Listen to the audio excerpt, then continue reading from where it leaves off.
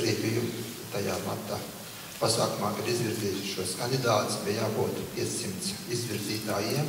Mūsu vienīgā zāle bija Jāmārupē, tad mēs sanācām 503 personas, kas var izvirzīt deputātus. Mums arī bija kandidēti deputāti no armijas, jo mums bija 4 vai 5 armijas daļas spēcīgu sastāvu. Un mūsu vēlēšana apgabalā bija Mārupē, Olaine, es nezinu, Pabīt bija tie 201 vēlēšana apgabals. Un tiešām no 201 deputāta, kas piedalījās Saeimā, 132 balsīm vajadzēja būt, lai atbalstītu un apstiprinātu Latvijas valsts neatkarības deklarāciju. Nobalsoja 138. Un tiešām mēs katra deputāta, jau nāca virs 100, ir ļoti liels ovācijas, un cilvēki bija tiešām gandarīti.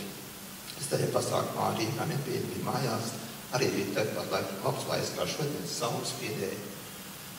Mārupē 25 gados ir izaugusi vesela paudze, vairākā paudze apmēram 20 gadi. Mēs esam ļoti daudz ko sasnieguši, un tiešām arī, kā Antonijs Bergmanis minēja, mūsu bagātība, mūsu jaunieši, mūsu ģimenes, mūsu jaunās ģimenes.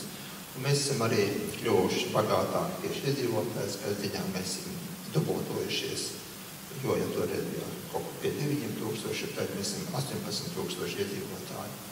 Es visiem vēlu jums kāds patīkams svētkus, baudiet, braucot uz Rīgu, baudiet Mārupē, baudiet ģimenēs, svinam, un katrs mēs esam pielīdz savu roku, savu domu, savu iespēju robežās, lai tā Latvija būtu tāda šodieniska mūsu bērniem, mūsu pašiem patīkami svētdienas svētkos, lai Dievs tur kā Latviju.